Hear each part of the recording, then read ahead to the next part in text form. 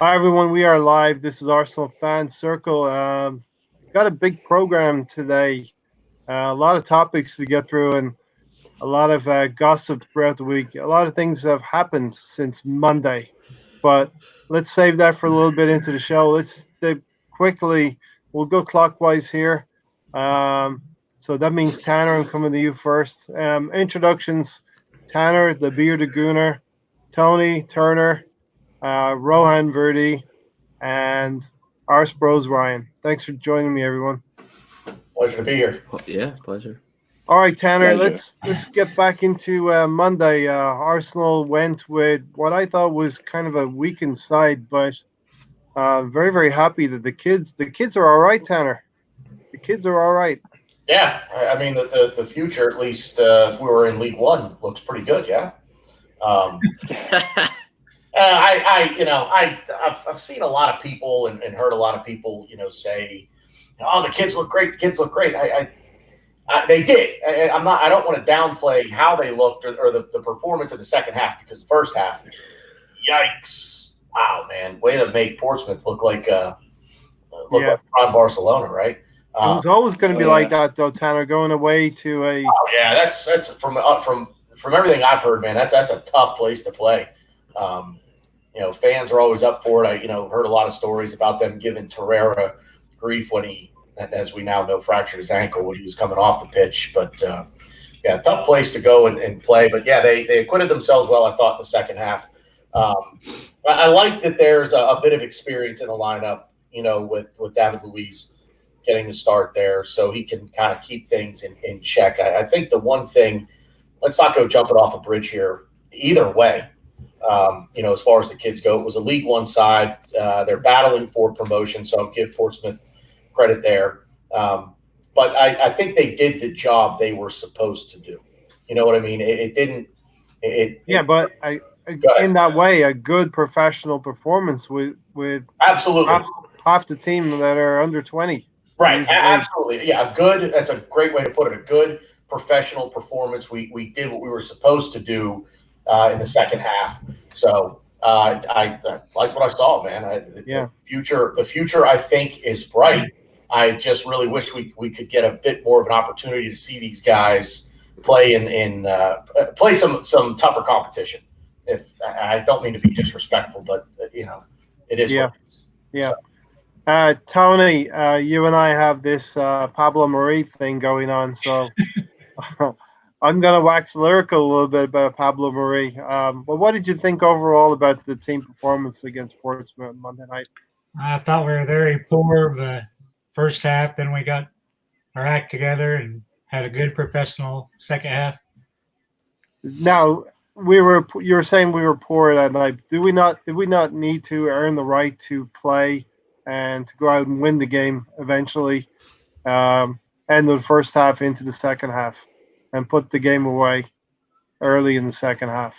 Uh, just getting off the too slow of starts for me. Yeah. Rohan, what you think about Portsmouth? The first half was pretty shocking. Okay, let me start off with the lineup. Right, the lineup was weak in certain situations, but what I was happy about was the bench that we had. We had a strong bench in case something was going wrong. If things were going south, we had people on the bench. No Aubameyang, but still there was enough experience on the bench. But Portsmouth in the first half seemed like they were not prime Barcelona. They seemed like prime Liverpool. The way they were pressing us and taking the ball and sort of attacking us from the wings again and again. And my assessment of it is that we got away with one there because if we were say 2 goals down, we've seen these things happening, right? Bradford, we've seen Yeah. Birmingham in the final. We've seen Upsets. upsets when anything happen, right? And then it's sometimes too late to salvage a situation. So I'm proud of how clinical and how professional we were after we got the second goal. But the first half performance, if we put that against a team from the Premier League, any team from the Premier League, we would have been at least 2 down and out of the cup. Yeah, maybe we'll get to talk about that later in the show with the West Ham Right. preview.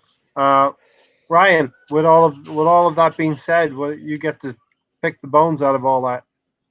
Yeah, I mean, pretty much what Ronan said. We got away with one. Yes, we played our young guys, but in the same respect, I feel like the reason why we won was because of experience, just based on us being in the Premier League, and a lot of our young guys have Premier League experience, and I think it was just a slow grind for us, and we got lucky. Not lucky, but just again, our experience got us out of that because. Yeah, they're a League One team, and they had 6 changes from their normal roster. Their top 2 goal scorers were not playing, so it was a League One team. It was their B team. So What I don't know. can you And we take were on the road. positives Big from fan of that the though? performance. Rowan, can't you take positives from that though? No, of course, there are positives. The positive is that we're in the quarterfinals. That's the biggest positive Yes. that you want. At the end of Yeah. it, I'd rather play shit and go through than play exceptionally well and lose. I don't want that Man United at home performance where we belted like 35 shots at them and still lost 3-1. I don't want that. Mm. I've seen too many glorious failure to really want that. So the positive is that we made it through. The positive is he was in the Bundesliga last year, and he hasn't really clicked here. For some reason, he seems to lack confidence. His final choice hasn't been great. His shot hasn't had the power, and he assisted too, and then he had that other one as well, which was a little behind that he headed Martinelli. over. So Yeah. overall, there were obviously positives out there. Murray was a positive. Well, Torreira getting injured was a negative, but how physical they were.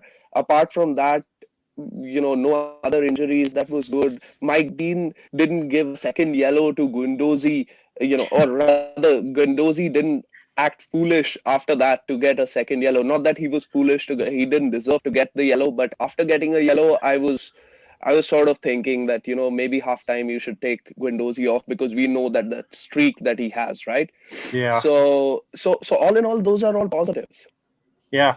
I'm going to come to Ryan now because we're talking about Guendouzi. We know he has an obvious affinity with Guendouzi there, but I absolutely love that shit housery, mimicking Magic Mike Yeah. Dean, taking the ball up in the air and flopping it down, and I think Guendouzi enjoyed that as well. There was a little bit of a smile on his face, Ryan. Yeah, I mean, Arteta's kind of put him in his corner and kind of told him, enough of that shit, at least on the training ground and outside off the field. But it's still good to see because he's exactly what we need, and we need that. We need that in this club, at least for now. And we lack that kind of shithousery, that cuntery. I would hate to see that be coached out of him. Yeah, got I that don't think fire it in his will. belly. See, there's a difference between being, there's a difference between being a shithouse and like being, doing shithousery and then being just like downright immature, which I think he has both. And I think we're trying to like pull out the immaturity. Cause yeah, the stories from Dubai and just him on the training ground just aren't the greatest, but yeah, I'm excited because we got a real player in Guendouzi, but it'll just take time. And Tanner, what is it about Mike Dean? He just loves the stage. It's always got to be about him. It's always got to be the Mike Dean show, the Magic Mike show. Oh, okay, you're muted there. Muted. You got me now? Yes, live Okay. stream. Oh, sorry about that, guys. No, Ray, you hit the nail on the head. It's the Mike Dean show. It's all about him. He's an egomaniac, and there's really not much else to say about it. The fact is, nobody pays the price of admission to see any of the referees, let alone Mike, let alone Baldy over there, Mike Dean, Magic Mike. Yeah, these guys as a whole, and Mike Dean is probably the worst culprit of the bunch. But these guys as a whole have to learn that and it's not about you. It's about the players on the pitch, and these guys are just, if that's your mentality, if you have to make it all about you, get the hell out of here. Go work at Chick-fil-A. And unfortunately, wouldn't you? I had to get the reference in somehow, right? Unfortunately, he didn't protect Herrera in that instance, though. A fractured ankle, I think, with Herrera. But they're never protected. They're never. Yeah, I was gonna say I don't think that was a card, but it's hard to explain. I don't think it was a card, but I just think just in the Premier League and just English football, it's just rough to begin with. And I think there should be precautions taken to prevent injuries like that because he did get the ball. Especially in the FA Cup, I think by the rules of the law, but the Blood and Thunder is allowed a little bit more, I think, in the FA Cup as well. Yeah. Well, because you have lesser teams trying to compete. That competition, yeah. By the letter of the law, he got the ball, but talk about excessive force and going in with it was almost like intent to take him out as well as the ball. If he didn't get the ball, it was close. Yeah, and, definitely a lower. He knew that he was putting a fellow professional at risk, right? I mean, I know that they're fighting for it, and what they lack in quality, they make up for in determination and heart. Yeah. But sometimes it's difficult to watch when it's your team getting that treatment, right? Yeah. 100%. Yeah, and you have to know going into that tackle as well. The offending player has to know that on the follow through, he knows the risk. That there's no question about that. He knew the risk. He knew what could potentially happen, and I'm not going to wish the guy ill, but. And Tanner was probably the only way. The only way they could stand up to an Arsenal side that's improving and getting better and better. Well, yeah, Rohan made a good point. These lower tier teams, that's exactly what they have to do. They've got to. They can't hang with you from a talent standpoint. And again, I mean no disrespect. Yeah. But again, it is what it is. If you were that talented, then you would be in the top tier of English football. You wouldn't be fighting for promotion to the championship like Portsmouth are. So, I mean no disrespect in saying that, but you are where you are for a reason. And the only way to compete with the big boys is to rough them up. And unfortunately, the FA and its association of referees allow these teams to get away with it. Exactly. And until you hand down, you know what, man? You're done. Take the next 10 weeks off. You're done till the end of the season, something like that for that challenge, and I don't want it to be I want to make it clear that I want the challenge and not the after effect punished. Yeah. I don't, if that challenge is a red card, if it's a suspension, then it's always a suspension, no matter whether the tackled player is injured or not. So despite Torreira's fractured ankle, take that out of the equation. If that challenge is a foul, then it's a foul. If it's a card, it's a card. Don't all of a sudden, he fractured his ankle, so now we're going to give him 10 games. Don't do that. Because we had ranging reports from it's just an ankle sprain to, everything. We had everything under the sun. Yep. I heard broken ankle. I heard broken leg. I heard sprained ankle. I actually heard a torn Achilles. I thought I saw somebody put out there that he tore his Achilles. No, he didn't tear his Achilles. He's not riding around in pain on the ground from tearing his Achilles like that. He'd gotten up. So, does anyone know how long Torreira is going to be out now for the rest of the season? All I saw was he was being evaluated by a specialist. Yeah, it's tomorrow. He needs surgery, so that's coming up tomorrow or later today, as it were, over there.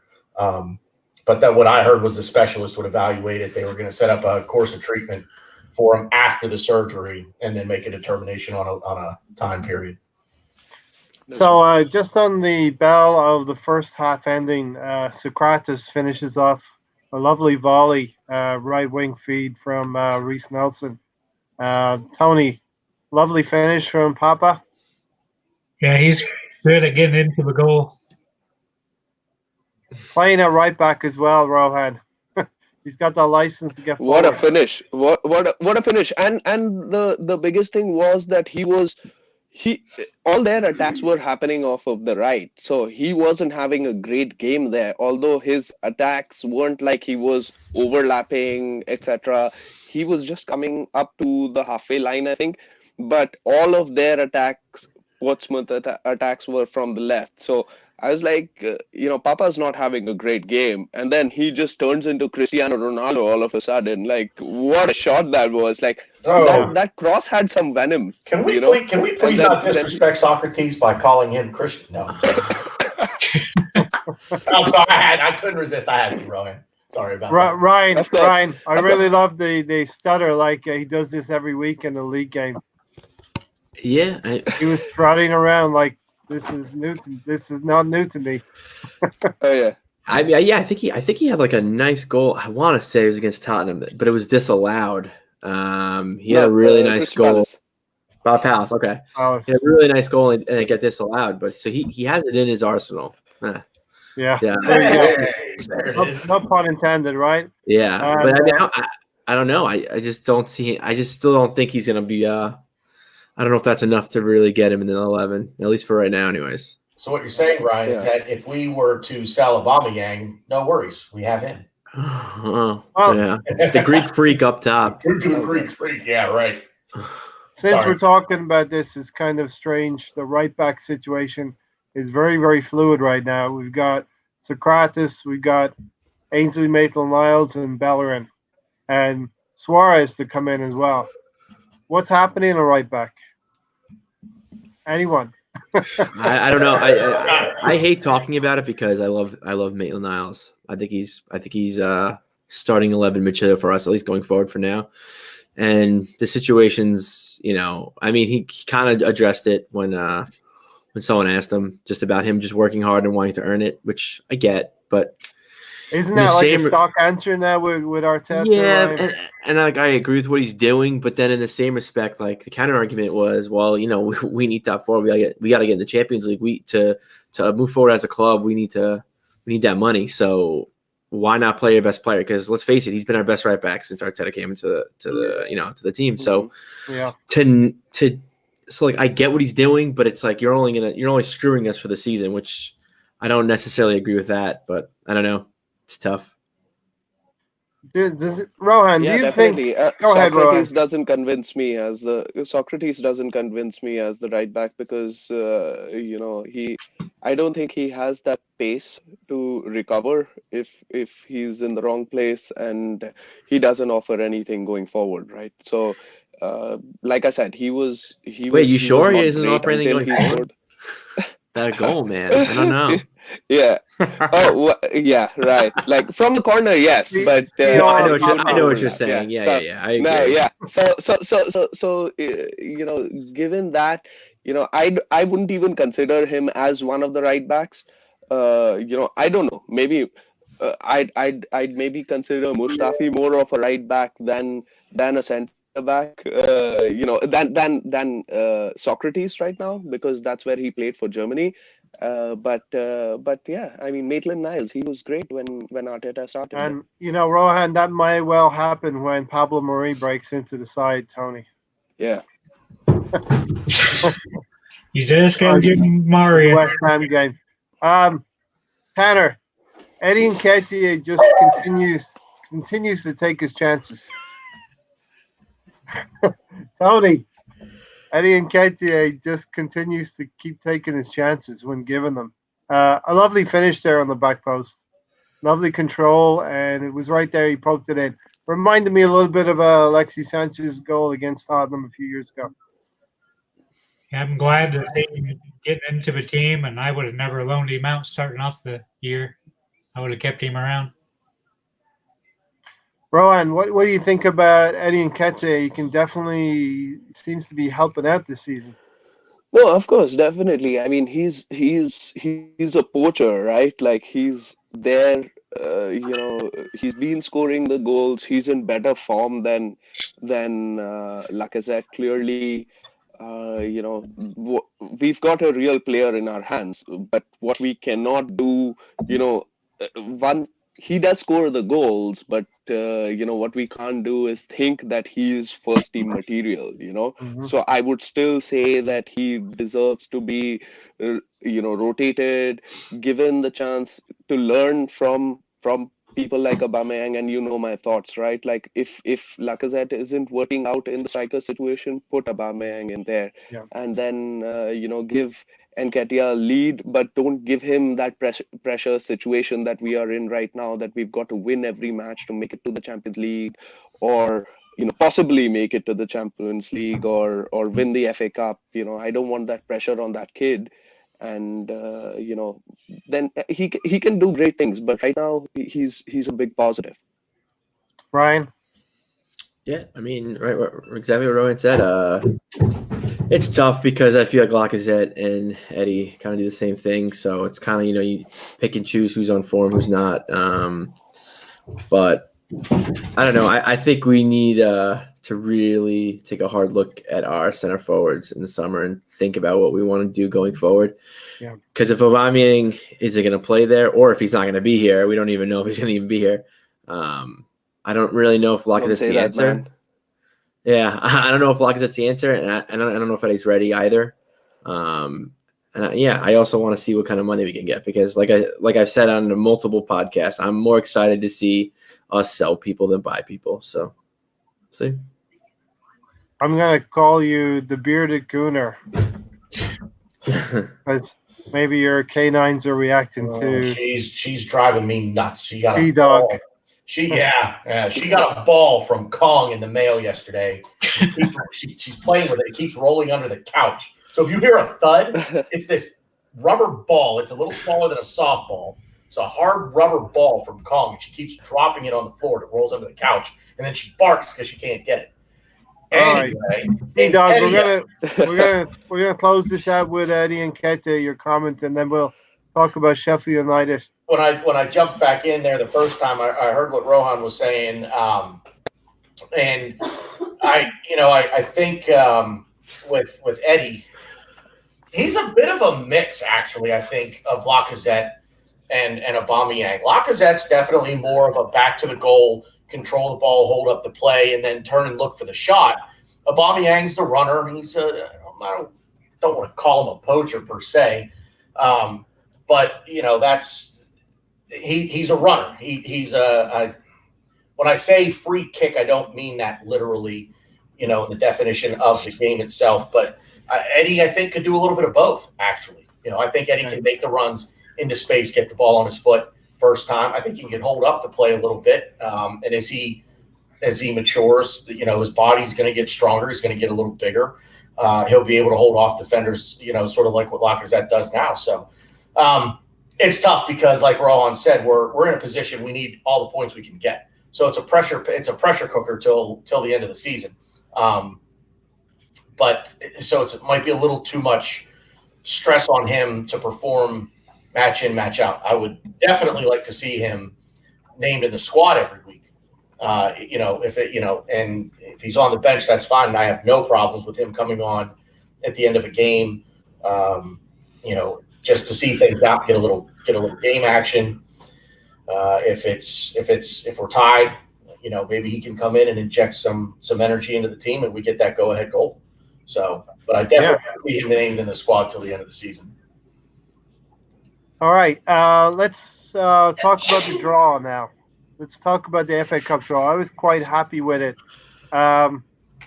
Strangely enough, Tony, the four bigger teams have been drawn away from home. So let's take it our own tie. We're going away to Bramall Lane, Sheffield United away, where we struggled and we actually lost that game back in October. But Tony, a lot of things have changed since then. We would have struggled against anybody's under 17 team back in October. Are you quietly confident for this quarterfinal in Sheffield? Yeah, I think we should be able to get through and get to the semis pretty easy. Yeah, I agree with you. It won't be that easy. It'll be a difficult game, but I think we have enough. We have improved enough that we'll be able to deal with them. And Rohan, I actually think we should have drawn that game back in October. Yeah, we could have drawn that game, but Sheffield United has been a surprise this season, right? They've defended superbly. The coaching has been great. I don't think, like we discussed last time, in terms of quality, individual quality, they're not better than Arsenal, but they played with more vigor, enthusiasm. They've been more dynamic, more consistent, and that's why they're above us in the league. So, and the table doesn't lie. So it's definitely a tough place to go. Uh, Sheffield United, in fact, under Arteta, that we did draw, at home, was one of the games that I wasn't really impressed. In fact, with Arsenal, since Arteta came in, because since Arteta had come in, we were progressively doing better, but Sheffield United was just we just didn't perform. So yeah, but you'd rather face them than be facing Man City, right? Like, so Yeah, man. Yeah, Ryan. Sheffield United. They gave us some trouble at home, but they are a decent team. We really should have beaten them that day at the Emirates. I mean, yeah, looking back to the final eight, who would you rather have had? The only two teams that come to mind, maybe Newcastle, Norwich. But I Yeah, mean, yeah. We yeah, avoided United, we avoided City, we avoided Chelsea and Leicester. yeah. I mean, I think Sheffield's a strong team. I think they're tough. I think they're well coached. I just think Arteta's just going to outcoach Wilder, which is like crazy to think because I think Wilder's probably Pretty good. coach of the year. I mean, Klopp lost, so I think Wilder should easily get coach of the year, in my opinion. But I just think we're just going to work harder than them. I think we're just going to use our skill and hopefully our fitness will be there by then. I mean, it's, in 2 weeks? I just think we're going to be the better team. Hopefully we show up. So, again, and then at that point too, it also, you have form that comes into play and how well we're playing, how well they're playing. But, just on paper, looking at it right now and assessing it, I'm not upset. Let's put it that way. And I'd rather have them. And I can't believe I'm saying this either, but we have them away, which we have a better record under Arteta away than we do home. Our home record is atrocious under Arteta. So we'll see. Tanner? Yeah, I'm going to echo everything Ryan just said, and everything you said, Ray. We avoided, the big boys. I like you said, I think, if we looked at the results and said, who do we want, you're going to take Norwich first, and then it's probably Sheffield. So, and like Ryan just said, the home record under probably Newcastle first. Well, yeah. I forgot they went through. Yeah. So probably Norwich, Newcastle, Sheffield. But like Ryan said, we've been abysmal at home under Arteta. So drawing them away, maybe you feel a little less pressure. You put the pressure on them and say, hey, you guys are at home. You beat us here back in October. We go in, I don't want to say what do we have to lose. We know what we have to lose, but we go in hopefully calm and finally confident. Going through the other three ties. Leicester versus Chelsea. I actually think Chelsea might get through that one, but that is really a 50-50 right there. Leicester playing at home. Newcastle are home to Manchester City. The way Manchester City are playing, anything can happen there. This is the beauty of the cup. Newcastle could actually do something on the night. And then Manchester United go to Norwich. And it's a nice segue. Norwich have been rewarded for a nice win against the scum last night. Yeah. I'm so happy. It warmed the cockles of my heart to see the Spurs just spurs it up yet again. Miss spot kick after spot kick. Yeah. What do you say? You laugh, you smile, you have a good time. It's like all is right in the world. I don't know if you guys watched extra time for that game. Oh my, it was some of the worst football I've ever seen from both teams. It was just sloppy. You could tell everyone was so tired. I was just like, God, please get to penalties because I didn't want to. I mean, obviously, I wanted to. If Norwich scored, I would have been ecstatic, but. Yeah, I don't know. I just the way that both teams are playing. If my teams aren't in it, love penalties. Please end the misery. Let's Yeah. get there and put this. It's a great way to win and the worst way to lose. But, yeah. Once it was going to penalties, you sort of also knew that Norwich had a really good chance, right? Like Krul is absolutely mad for penalties, and his record speaks for itself. So Broom's good too, but yeah, I put my money on Krul any day. Yeah, that dude, man, oh man, that dude he seems to stop everything. Yep, there it is. Ball's He comes on during a World Cup knockout game and wins the game. Like, yeah. Okay, let's have it, Hopes. What's up, guys? Thanks for having me on. Insomnia strikes again. Spursy and Norwich, you were backstage for a little bit there. Sorry, say that again? You were in your rightful place backstage. Stuck in a green room. Thanks for having me on at the 11th hour. Good to see you, Tina.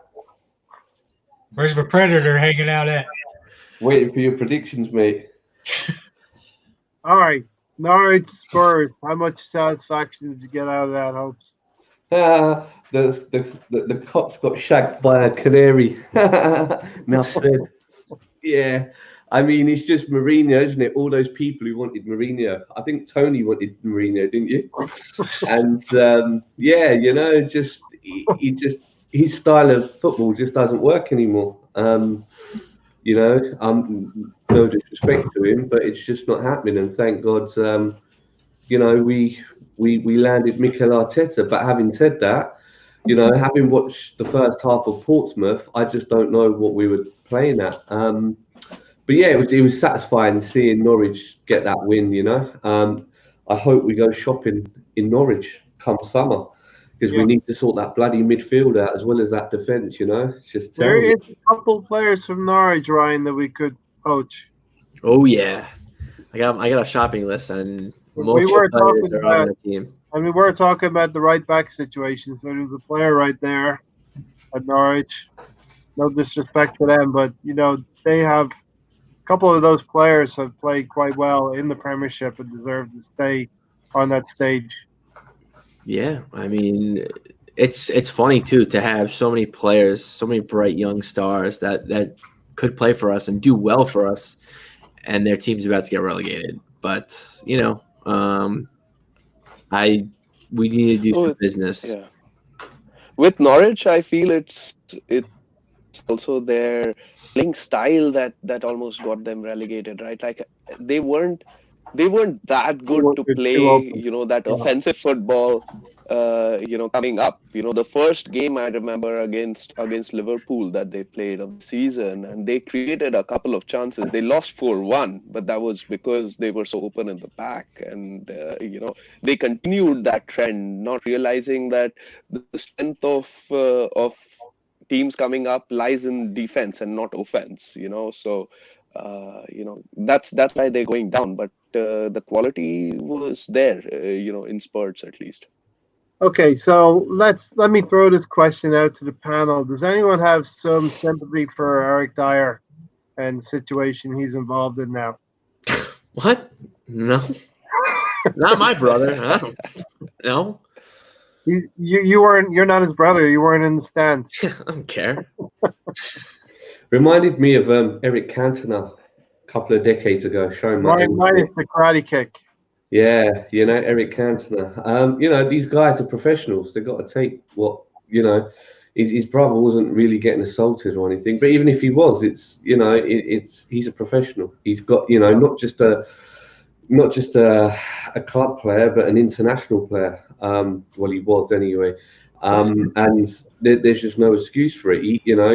What message is that sending out to the millions of football fans, that the young players? Is that acceptable? I was surprised at Mourinho's response, because normally, he he doesn't hold back on his words. But he backed his player, in very unequivocally and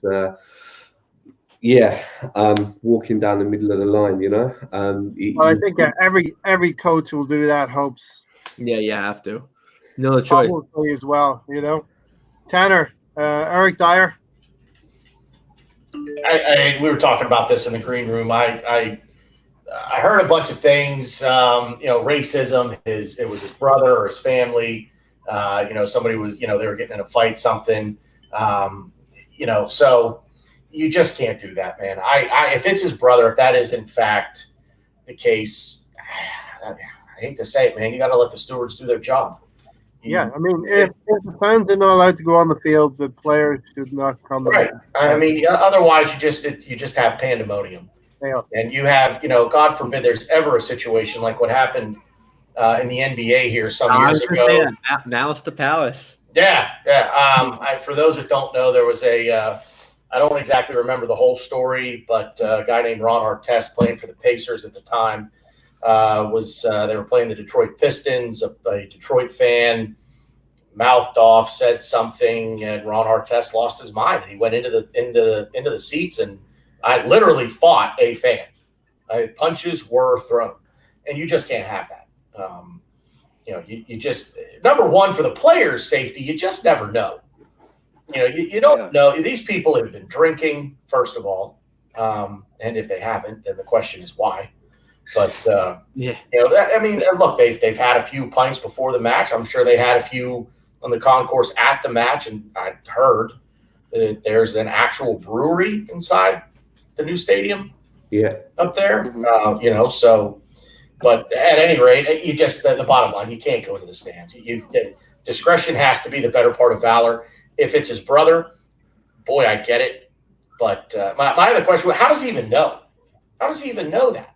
He doesn't have a cell phone on him. Somebody do they have the Houston Astros up there sending down signals, to Eric Dyer, like SOS, hey, your brother's in a pickle. Look, Tanner, you see every pregame, the players will actually look for their family and they know where they are in the stand. Sure, I understand that, but I'm not going to sit here. Like I said, I'm not going to speculate. Bottom line, can't go in the stands. If it's his brother, if it's his family, get the sentiment. You got to try to let the stewards do their jobs, and the stewards have to do a better job too. Yeah, so, you just see the stewards watch him get over the hoardings and go up and they're just looking at him. Boy, don't you wish they? Well, we don't wish they would, but don't you think their fans wish that they would chase silverware as vociferously as what Eric Dyer ran up into the stands? Sorry, fans would think that way. Yeah. Other FA Cup gossip, Tony. Liverpool are not the team they seem to be. They're in a dip of form. Yeah, they've definitely been on rough form the last 3 or 4 weeks. Yeah. You still backed them though, didn't you? Well, listen, if I'm a Liverpool fan, I'm thinking we're going to get the title. The title's in the bag, Rohan. Title's there to be picked up, but they just haven't kicked on from there. I hear of a predator. Yeah, it seems like that Manchester United fan, that 10-year-old wrote the letter right at the right time, right? Like, since he's written that letter, these guys have gone to shit. Like, it's funny to see, and it's okay. They played really well. They've got a great team. It was a good record.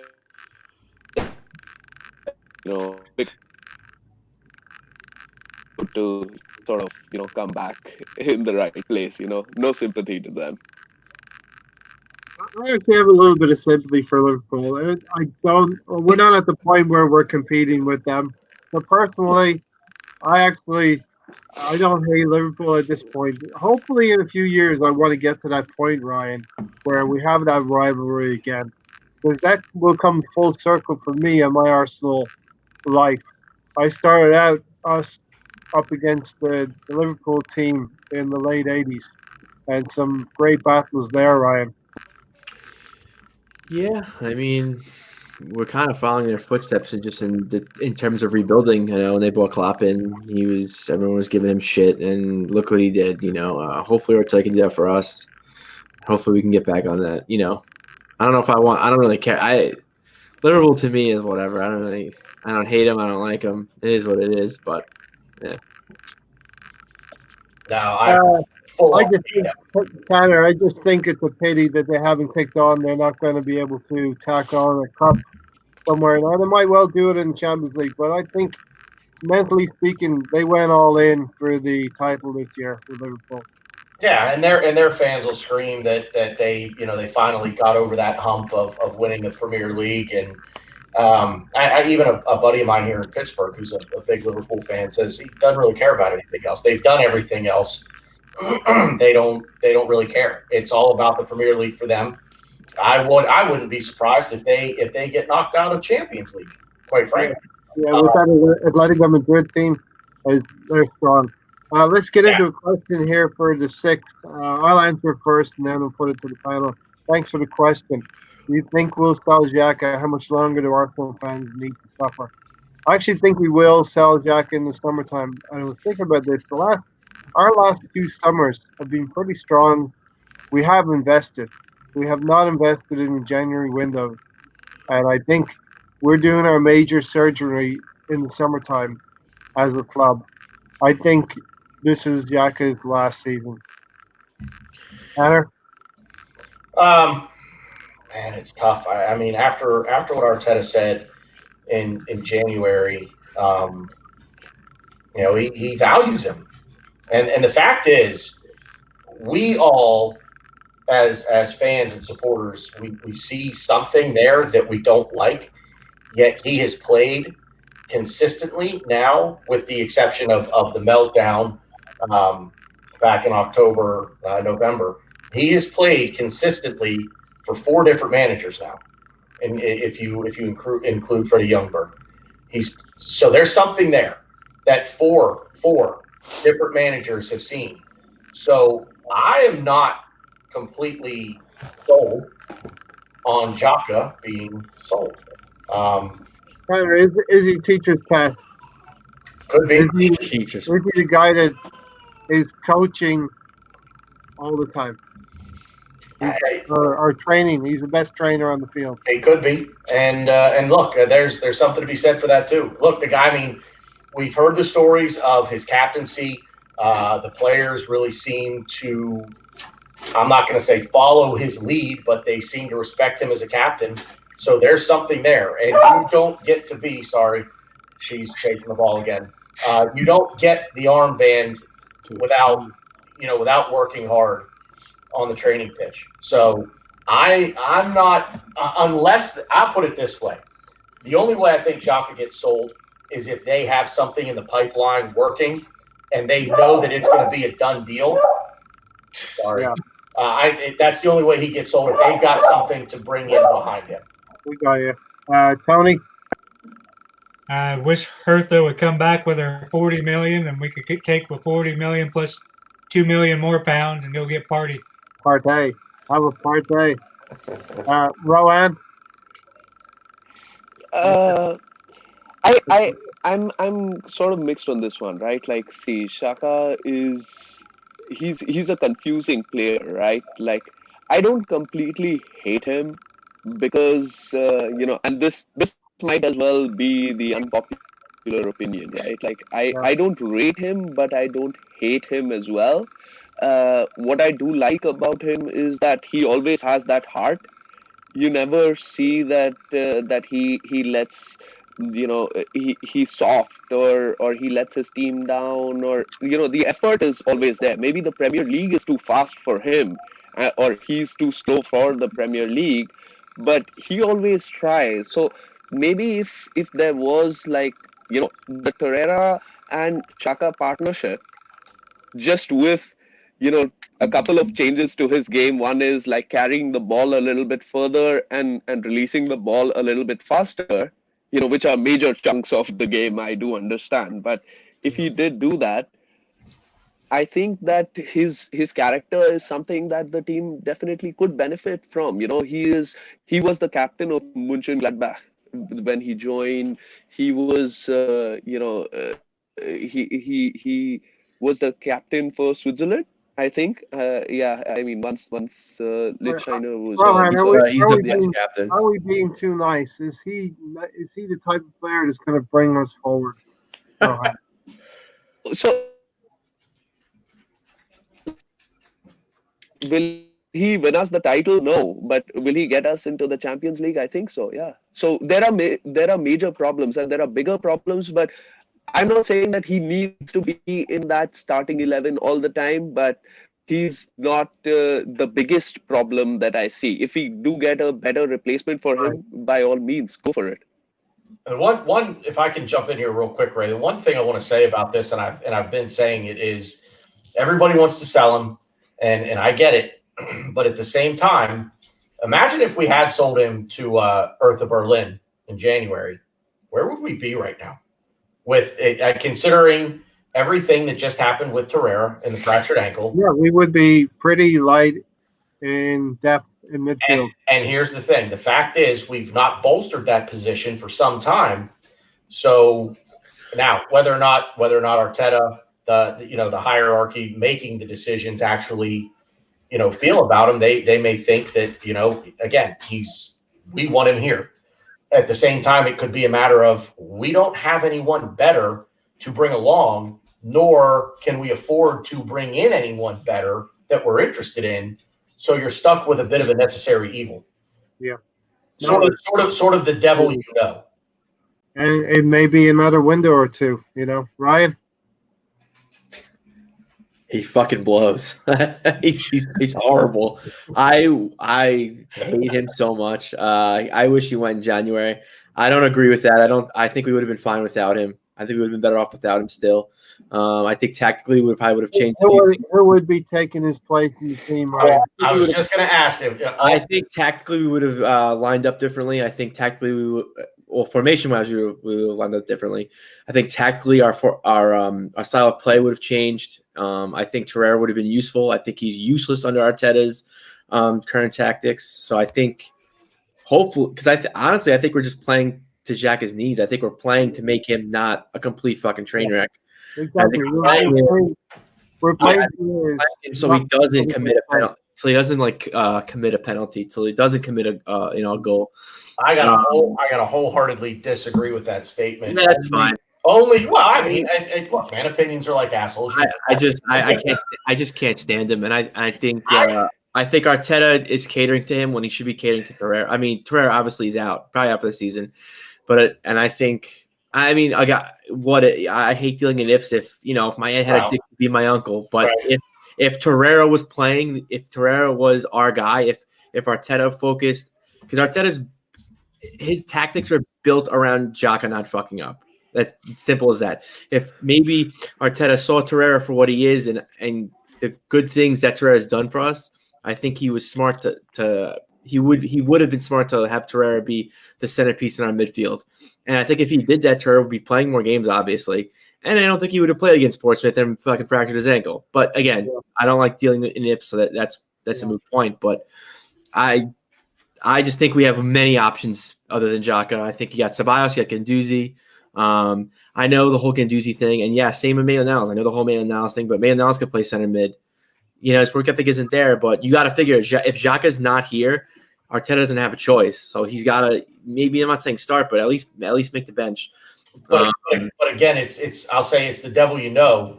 And when you consider what's going on the training pitch, and that's the thing that we're not privy to, he's got to be doing something, because again, I go back to 4 different men. I'll say by and large 2 of whom, and I am going to include Unai Emery in that. Now, he may not be as respected as he once was, but Arsene Wenger and Unai Emery are 2 pretty well-regarded managers, and they both saw fit to absolutely force Granit Xhaka down our throat. I think on this topic, there's no right answer and no wrong answer. No. Yeah. He's a serviceable player. I actually agree with Rohan's point when he said that he doesn't fit necessarily this system.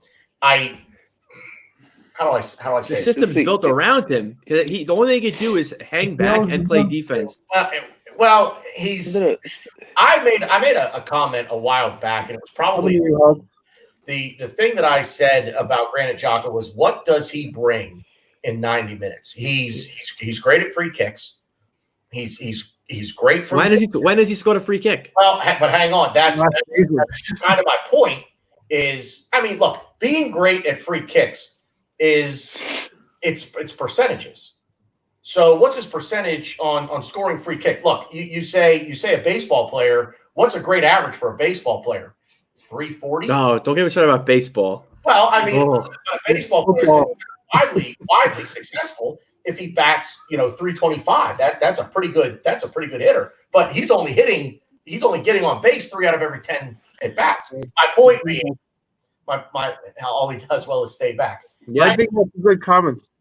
That's it. That's all he does. And then the way we're set up defensively, is to not concede shots to kind of close down gaps, which is what Arteta's done great. And I think that also prevents Xhaka from fucking up.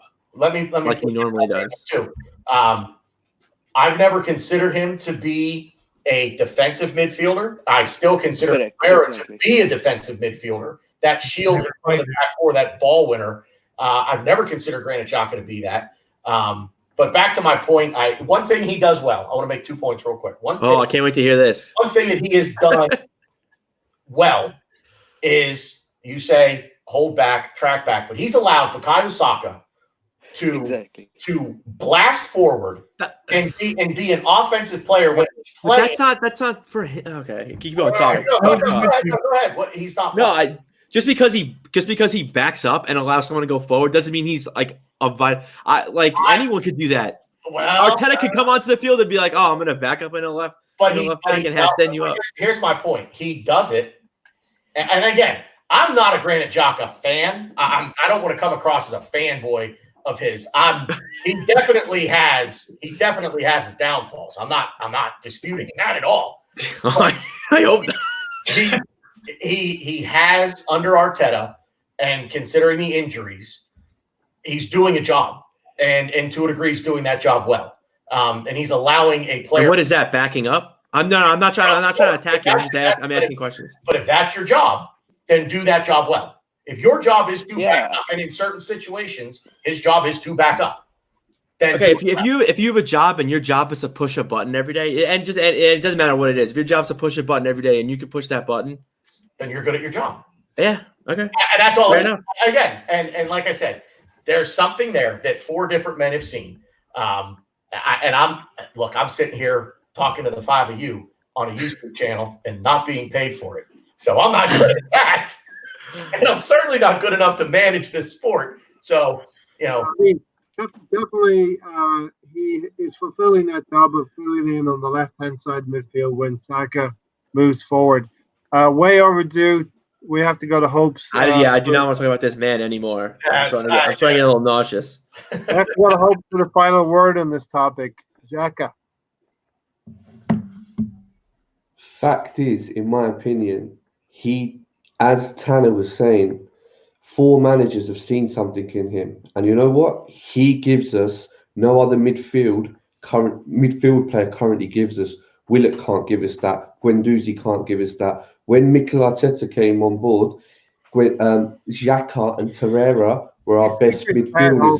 Now, Ryan was saying if we didn't have him, we'd change our formation. To what? You can do a bunch of things. I'm not saying they're gonna win the Premier League.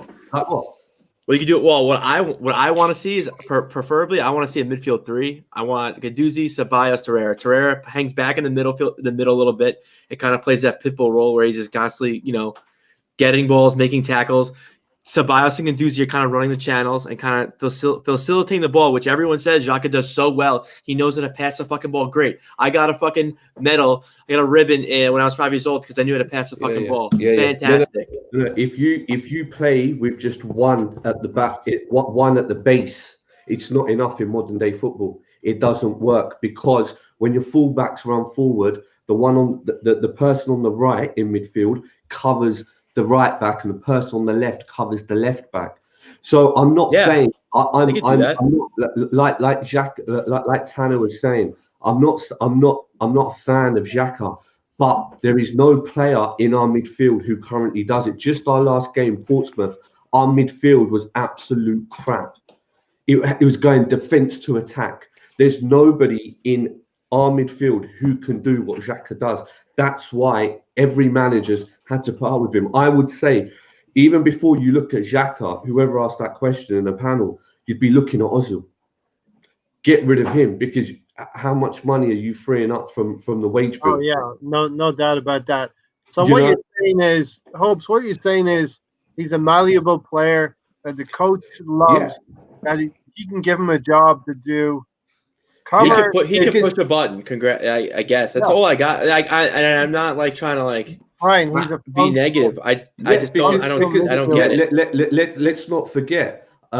A couple of games ago, he was playing our centre back.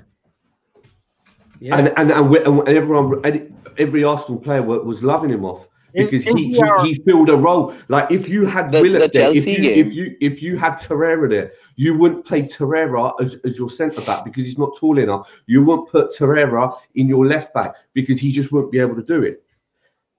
But the Chelsea game, versatile. He's a versatile player. Yeah. The Chelsea game that Luis got sent off, he filled in and he did quite well. See, again, nobody wants to. Everybody adds a caveat here that we're not Xhaka fanboys.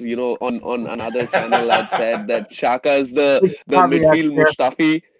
He's become the midfield Mustafi. So I'm in no way saying that he's the greatest player out there. That he's like Xabi Alonso or something. He's not.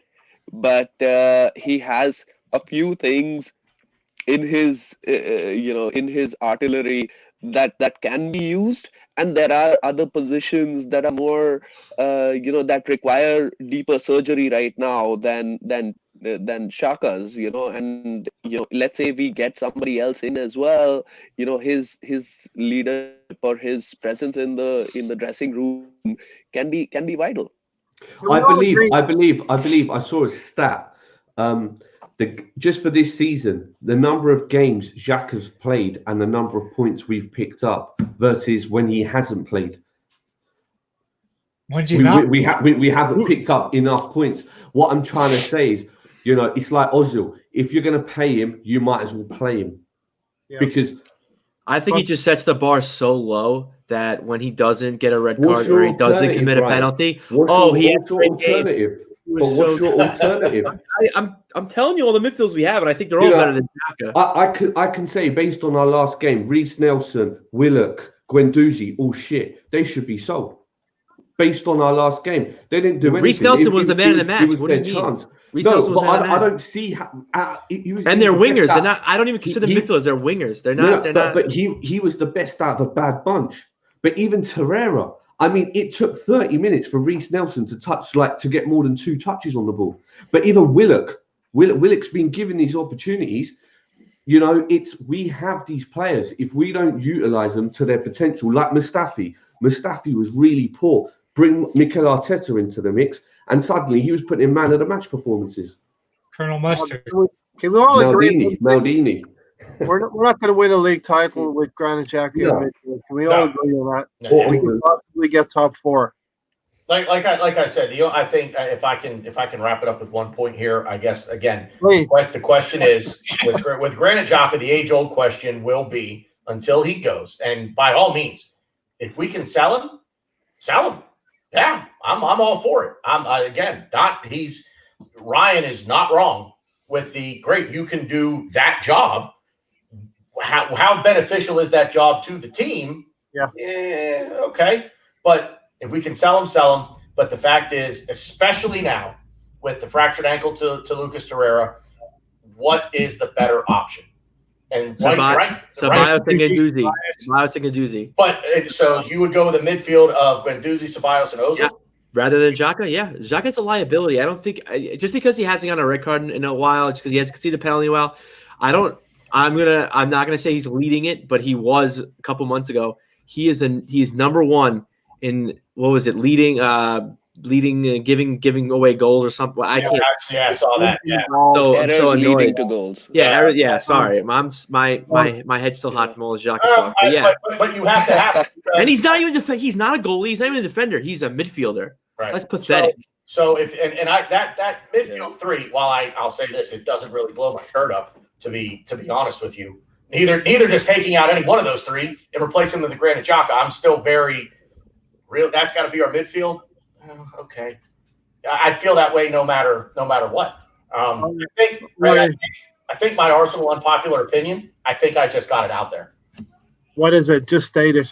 Well, the fact that I don't hate Granit Xhaka. Okay. All right, hold on. Let me go. Bearded Gunner, unfollow. Okay, gotcha.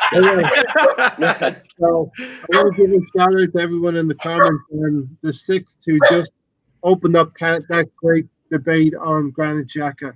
Very, very good stuff, the sixth. And he wants to go there with Mustafi as well, but we know Mustafi's limited. Colonel Mustard, we call him over here. I'm going to start this section off. Hopes, you're going to be last because you didn't do your homework, Hopes. I'm going to start this section. My Arsenal unpopular opinion. We're going to go clockwise and skip Tanner. My unpopular opinion is that Lacazette has lost us 5 or 6 points this season through his poor play this season. Only 8 goals this season when he got 13 last season in the league, 19 overall in 49 games. We would probably have scored 5 more goals if Lacazette had been the player that he was last season, if he had been that this season. That's my unpopular opinion. What do you think? Is that really unpopular? I feel like a lot of people think. I think that's. I mean, Yeah. I was gonna stay. No, I was gonna say I don't really know who you put there. I mean, so I guess in a way I agree he probably lost us a few points, but I think people know that. I think people know he's not good this year. But yeah, I think just the age-old question with everything is just, what do you do? And like the obvious answer people say is, you put Aubameyang to the middle, Martinelli at left. But that's not the way Arteta plays. The way Arteta sets up tactically is he wants that center forward to kind of back up and do all the dirty work and have Aubameyang kind of cutting through the middle and scoring the goals, which he kind of has been doing. But I think to an extent, I think Arteta just overcomplicates a simple problem, and I don't know. Okay, so my unpopular opinion was crap. I get it. I didn't say that. I was sort of thinking of that in those lines, but more unpopular. That's for later. But more unpopular, I would think, is to compare him to Giroud in that Leicester season when he went through the drought. If Lacazette did the same thing then, people wouldn't love him as much now as they do now. Till now, Arsenal fans are still very, very much fond of him, but they used to hate Giroud when he had pretty much the same skill set of setting up play, giving assists, but wasn't scoring goals. And that's what Lacazette has been doing. So, maybe just building on that, unpopular opinion is that he's currently no better than Giroud of that. Yeah, very good, Rohan.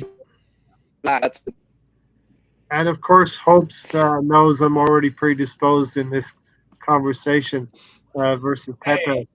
Tina Turner, your unpopular opinion. My unpopular opinion that Bellerin has been our worst right back this season. Worse than Socrates. Worse than Socrates. Holding worse than Niles.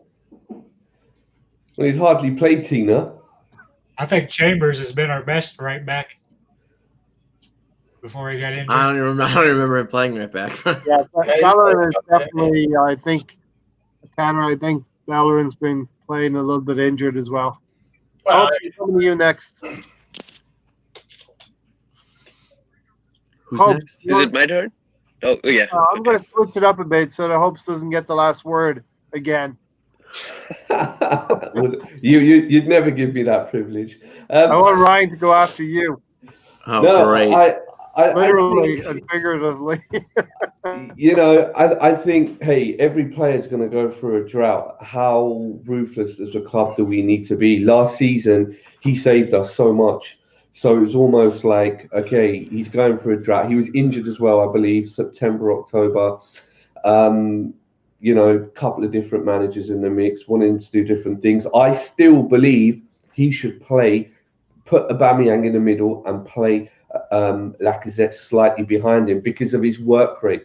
Okay, he hasn't scored us goals, but his work rate's been phenomenal, and he's led.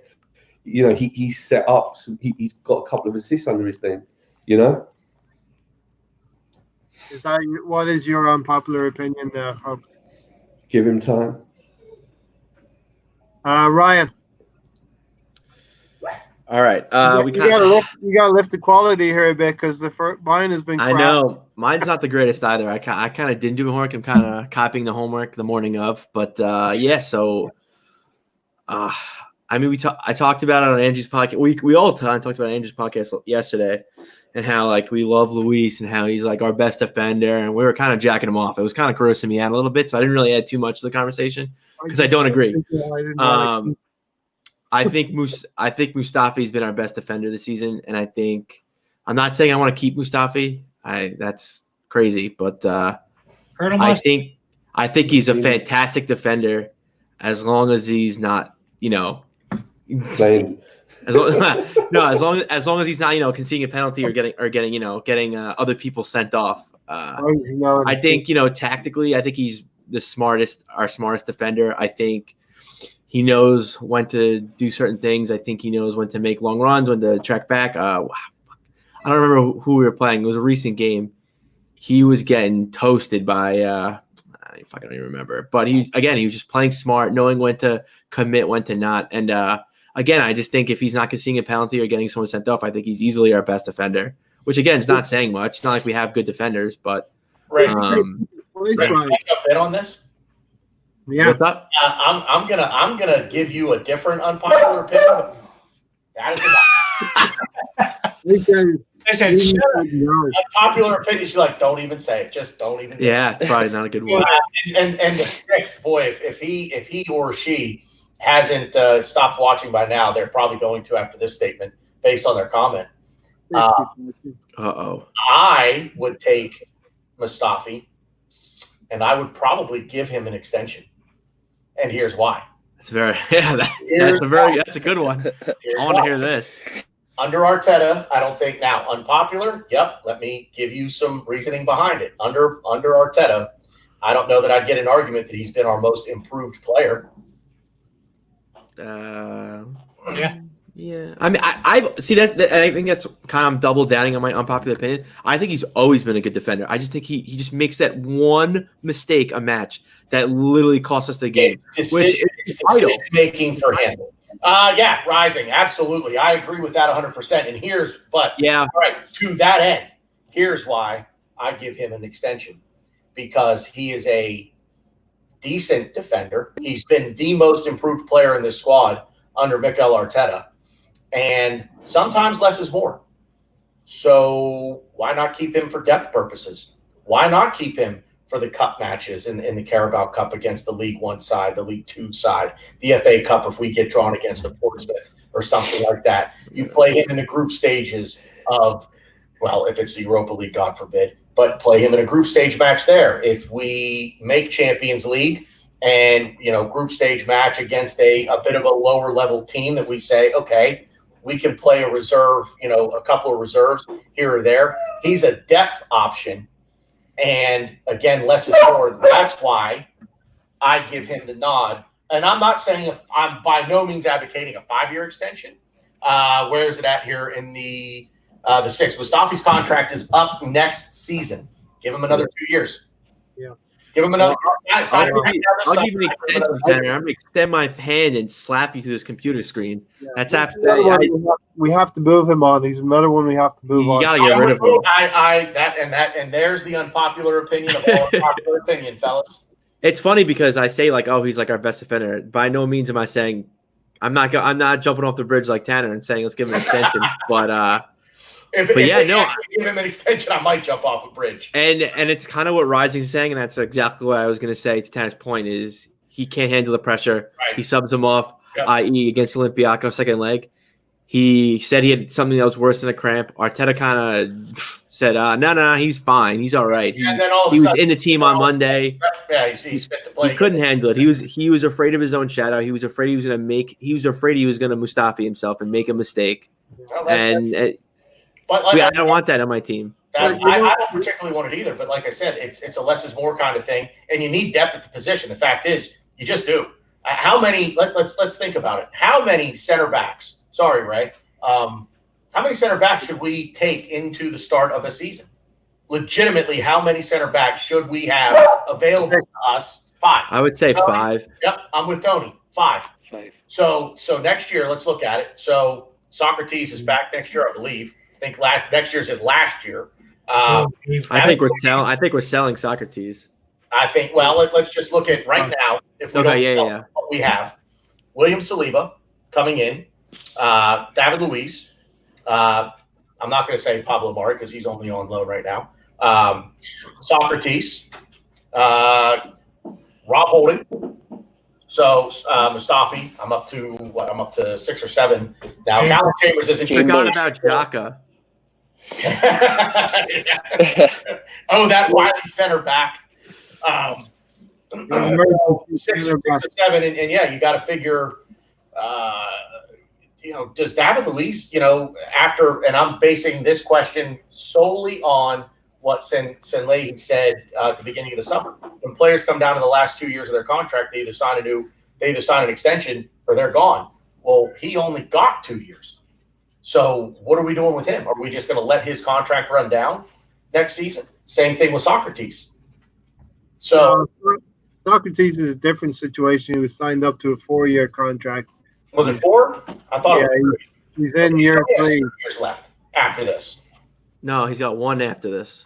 1 after this. So it was a 3-year contract. Yeah, 3-year contract. Yeah, okay. Tanner, let me ask you this question. Who would you sell, Holding or Mustafi? Mustafi. That's yeah. I mean, again, and no reason we say. I agree, but no reason does that mean that Mustafi Holding's better than Mustafi. I just think we can get more from Mustafi.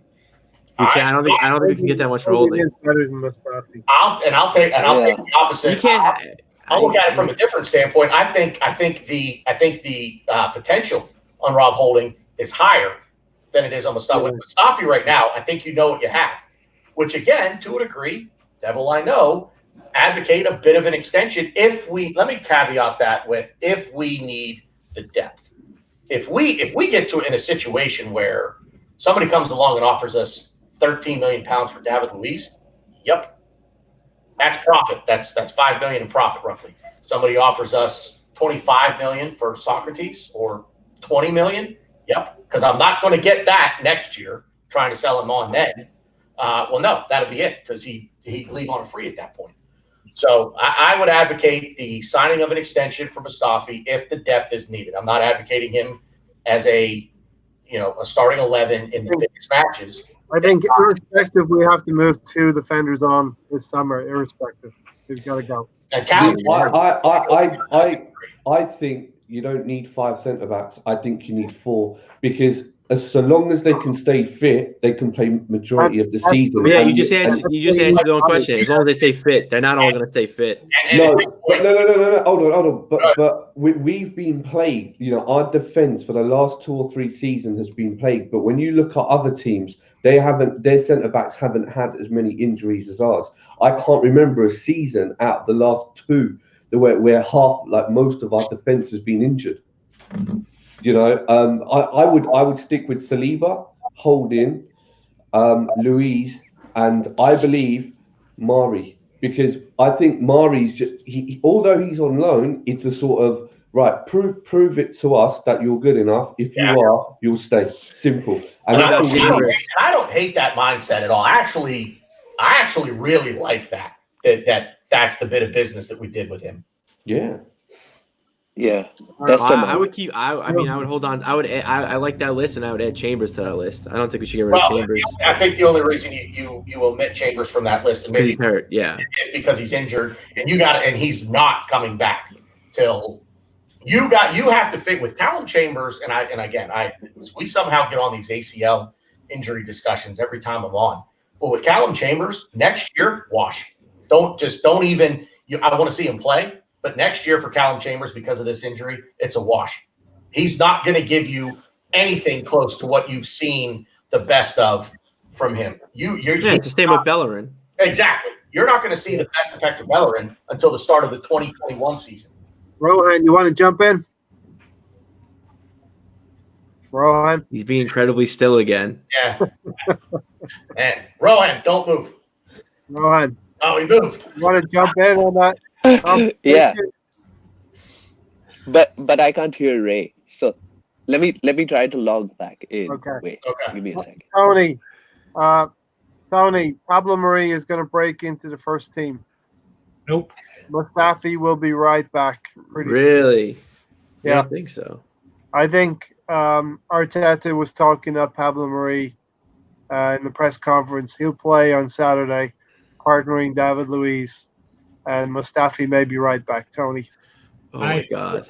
Like Louise at all in the first half on the right side. He looked uncomfortable and sloppy as hell. You'd have to get Colonel Mustard or somebody else in there with him. I think let's talk about this for a second. I think Pablo Marie can break into the first team irrespective of who's partner. Yeah, not right now, but I think when the season ends, he'll be a starting center back for us. We He obviously will have played regularly there by the end of the season, right? Yeah. I agree. I'd very much like to see him get a run out on Saturday against West Ham. I think he's ready to go Saturday. I think this is the game. I think that when you look at the upcoming fixtures, what do we have? Man City, Brighton. Wednesday, Brighton away, Norwich at home. Well, no, they're Sheffield in the Cup, in the FA Cup, and then I think Norwich at home after that are the next. So that's the next five. Brighton away. Yeah, Brighton away. Southampton has been postponed. Yeah. This is you're not going to start him next. I don't think you're going to start him next Wednesday at City. You know what? I think it would be good to start him against City because you need to see if he's up against it. You're not going to be able to see if you put him in against some B-side team. Well, what have we got to lose anyway? 3 points. 3 points. Yeah. Pablo Mari's confidence in the Premier League. There are 4 teams fighting for 2 positions. You know, what's the chances we're going to beat City anyway? Hope it's a game. I think we can get points from City. Close to 5th place. You think we can get points from City at the Etihad? No, I'm talking about West Ham. Man City's been playing really poor. I think if we get the right 11 in, we can give Michelle. I'm not saying we're going to dominate them and win. Portsmouth. Well, that's a completely different. We're not having any half that. What we have 1 or 2 players from that 11 start. Not having that. Right. But I think the perfect recipe for Pablo Marie is we keep him on the bench, and if we take a 2-goal lead, we bring him on. Hopefully, we can do that against West Ham. It doesn't make sense because you're saying in one hand, Ryan, we're going to have only 1 or 2 players in that team who played against Portsmouth. Yeah, the players you want in there, Ceballos, Guendouzi, Torreira, they were all playing. Torreira's not playing; he's hurt. Only out of the 11. I don't even. Yeah, I can't play. He's hurt now. But the point is, the players you want in there, are there. Right, 2 of them. Only 2 of them. Ceballos and Guendouzi. Everybody else, I don't really want to see. Who's everybody else? Let's see. Who? Nelson. I don't want to see Willock. But he's your man of the match for Portsmouth. Doesn't mean I want to see him play. No. But exactly. This is my point. You can say, do you have a man in the match? No. But this is my point. Having a man in the match for I would love us to go to the Etihad and take points, but no way I can see that happening. They will be all over us. Play the game then, Hopes. Nah. No, Man it will City's be- not even playing well either. Like It doesn't matter. It doesn't matter. They're still turning teams over. I think getting Pablo Mari in against West Ham is good, and then I think Ryan. I don't know if my earphones cut out or what. I think you said if we had a 2-goal lead, you were talking about against West Ham, and if Pablo I think any team he doesn't start, and I think any team we have a one. I mean, yeah, 1 goal, but like a 2-goal lead, you ease him in. You got to ease him in. You can't just throw him to the wolves. I would start him against West Ham, and then I wouldn't hate it. And I would start him against West Ham because when else do you, if not against West Ham, when then do you ease him in? You can Brighton. We already lost them 2-1. You get then you go away to Sheffield in the FA Cup. You're not gonna. I don't think you do it then because again you're away from home. That's a high pressure situation. The next match is I believe Norwich at home. That would be your next opportunity. That's at the end of the month. So I start him against West Ham. Go with what Ryan said. If we can get the lead, sub him off at 60 minutes and say, okay, hey. Or yeah, that works too. I don't mind subbing him off. Hopefully say, okay, you've shown me enough in 60 minutes here and 90 minutes down there at Portsmouth where he earns a starting nod against City at the Etihad because I guess I'm being optimistic, but I have high hopes for him. Yeah, and I think again what we were talking about Mustafi, he sucks in high press situations. So ideally, I want Mari to start against City just based on that fact alone. So I don't want Louis and Mustafi in together at City simply because their biggest problems are decision making. They're talented players. There's no question about that. Their biggest problem, Louise and Mustafi, is decision. I don't want them in together because that's twice the problem. We've seen what Socrates gives us. We've seen what Mustafi gives us. Even to a certain extent, we see what David Luiz gives us. I don't see how putting Mari in against City is throwing him in against the Wolves. If anything, it's to see what are we going to get from him. But you just said we weren't going to get points against City. That's pretty much saying that we're playing exactly. Exactly. That's exactly my point. So what have we got to lose?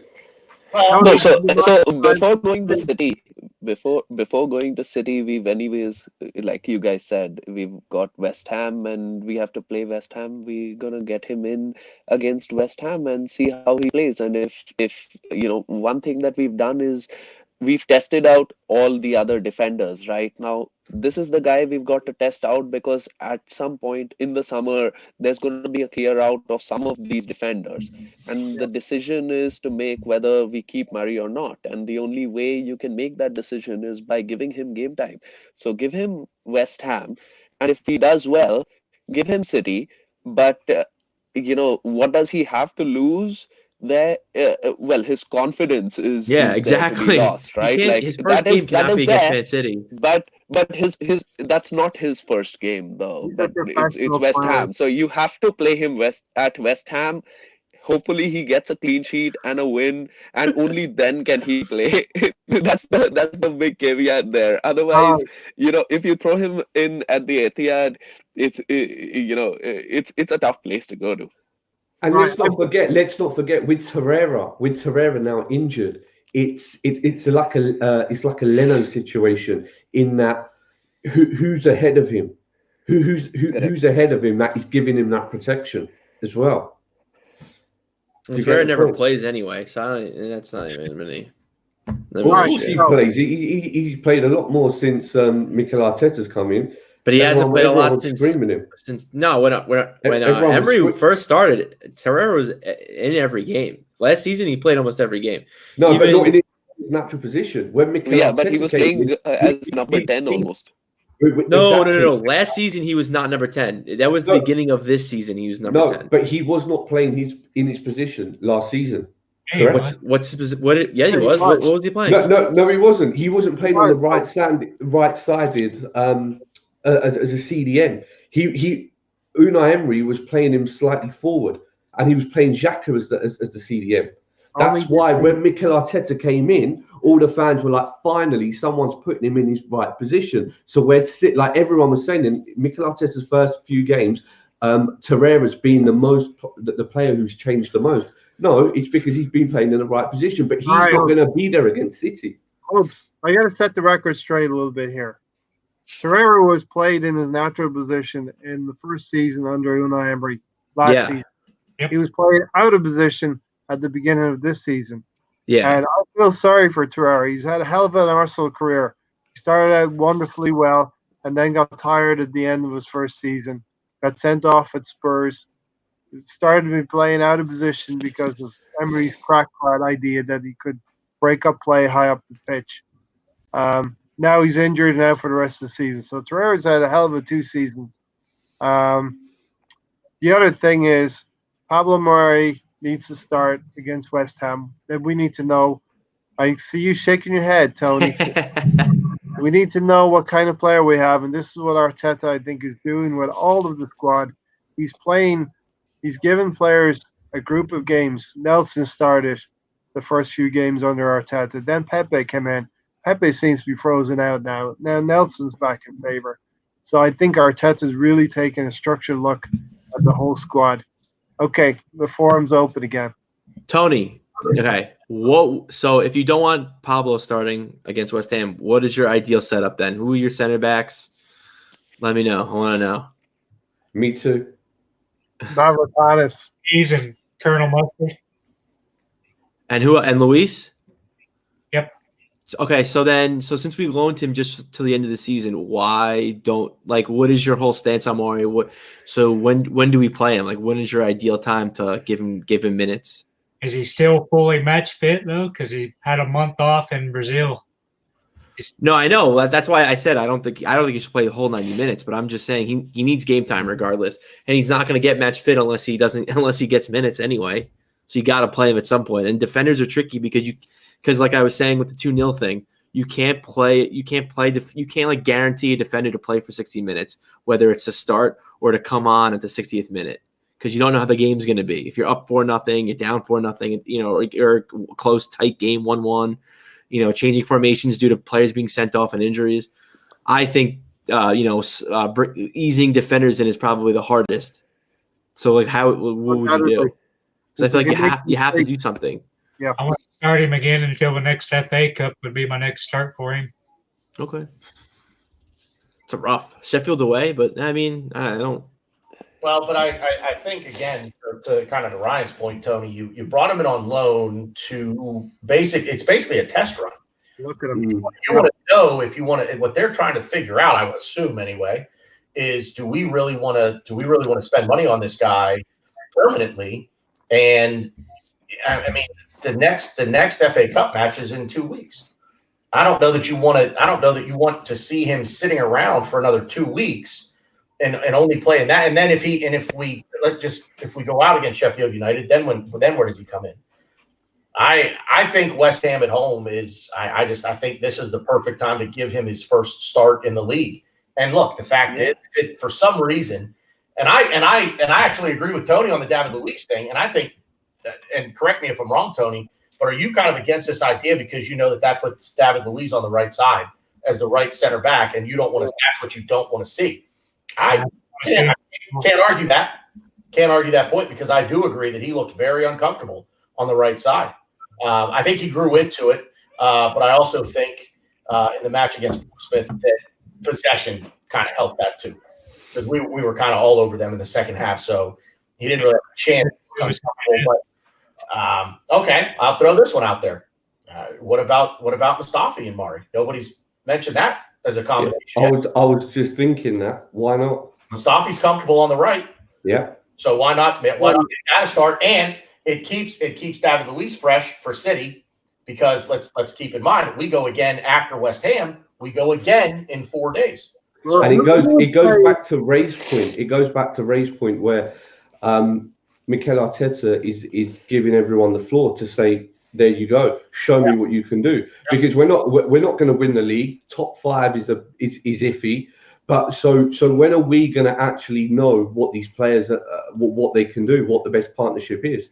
Yeah, this is the audition for Yeah. 2021. Yeah, what have we got? 10 games left, Rohan? 10 or 11 games? Exactly. These are the tryouts, right? And you've got to give Murray a shout in. He's been here a month. He played the whole 90 minutes for the FA Cup game. If he wasn't match fit, he would have probably come off Let me after 60 take or this 70. point further, Hopes. Push David Luiz into midfield. Hopes. Yeah, why not? Don't forget, Chelsea won the league with him playing as CDM. I've said it before, and I'll say it again. I mean, put it this way again. Instead of Xhaka? Oh no, why would we do that? Without trying players in different Golden boy, positions, Ryan. we will not know. We'll just be we'll be clutching at straws. But the question is, will Mikel Arteta have the courage to actually try? I'm surprised he hasn't tried Luiz there already, because Luiz, as I've said before, he is our ball playing centre back prior to Mari coming in. Now Mari's come in, and against Portsmouth, he put in he put in quite a few like forward attacking balls, as what I've seen earlier tonight. However, we also conceded like 9 shots in 42 minutes against Portsmouth. So why is that? Because Torreira got taken off? Because Xhaka was missing? I don't know, but these are questions that need to be answered. And why not just put him in against the big boys to see if we should actually put pen to paper and sign him? What we're going to do? Sign him first, and then check him out. I just want to say I want to see him play against City, but that comes with the caveat that I want to see what he does against West Ham first. So I guess exactly. I'm hopeful that if he played 60 to 70 minutes against West Ham, and I keep saying 60 to 70, I don't want him to play a full 90 because I don't want him to be gassed going Wednesday night to City. So I want to see Mari get 60 to 70 solid minutes, acquit himself well, and earn that starting 11 spot Wednesday night against City. Yeah, because let's face it, I think we could all agree that we do not want to see Mustafi against City. High press situation, a big game for us. We're playing a big team. We do not want to see Mustafi. So I mean, again, Luis wasn't. But I kind of disagree with that, because Mustafi under Mikel Arteta is not Colonel Mustard. He's Maldini. No. Yeah, no, but he took. I agree with you. I agree with you until he subbed himself off in the second leg against Olympiacos. A hyper situation. We were in extra time. We needed him. He was our best player on the field the entire game, and he pussied out and he took himself off. He complained he was hurt. He wasn't hurt. But if you're injured, you're injured. Because he wasn't injured, but he was in the selection for the team on Monday. He wasn't hurt. I can't say that he was in the team on Monday. I can say he was not injured. No, just because he had time to rest, whatever it was. Oh. Maybe he thought, hold on, if I push myself here, I'm going to be made the scapegoat again. Go into deluded land, Hope.